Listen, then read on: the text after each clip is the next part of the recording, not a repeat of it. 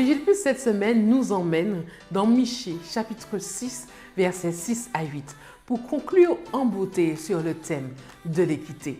Prenez vos Bibles avec moi. Michée, chapitre 6, versets 6 à 8 nous dit ce qui suit. « Avec quoi me présenterai-je devant l'Éternel pour m'humilier devant le Dieu d'Israël? Me présenterai-je avec des holocaustes, avec des veaux d'un an? L'Éternel agréera-t-il des milliers de béliers, des myriades de torrents d'huile?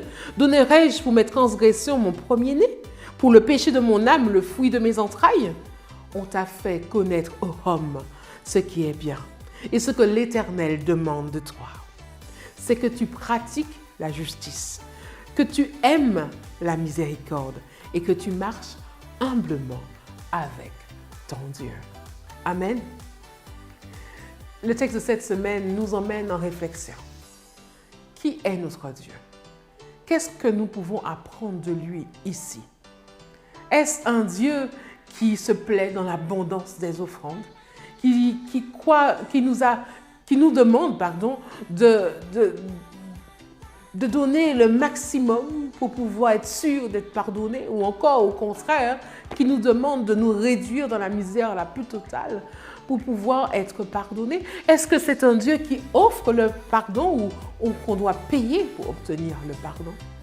Le texte nous propose de voir notre Dieu comme un Dieu qui nous demande parfois simplement que le sacrifice de notre cœur. Ce que l'on peut donner, on le donne avec joie. Mais ce qui importe aux yeux de Dieu, c'est l'intérieur. Le verset 8 est puissant. On t'a fait connaître, ô homme, ce qui plaît à l'Éternel. La justice, la miséricorde, la bienveillance. Comme vous remarquez dans le texte, il ne s'agit jamais de ce que l'homme peut faire pour lui-même. Il s'agit de ce que l'on peut faire pour l'autre, ce que l'on peut être pour l'autre. Dans cette dynamique de montrer aux autres qui est Dieu. Encore une fois, cette notion revient. Si mon Dieu est un Dieu équitable, moi, je dois être équitable. Le texte nous dit au verset 8, la dernière phrase, et que tu marches humblement avec ton Dieu. Pour pouvoir nourrir l'équité dans notre cœur, nous devons entrer dans cette démarche d'humilité. Accepter que Dieu nous montre chez nous ce qui mérite d'être amélioré, corrigé, façonné, nourri, de façon à ce que nous puissions accepter. L'humilité, c'est cette démarche où on est prêt à entendre, on est prêt à se laisser diriger, guider, façonner.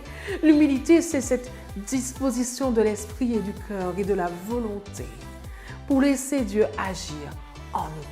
Ce passage, je l'espère, vous inspirera pendant cette semaine et amènera vos cœurs à devenir de véritables passeurs d'équité.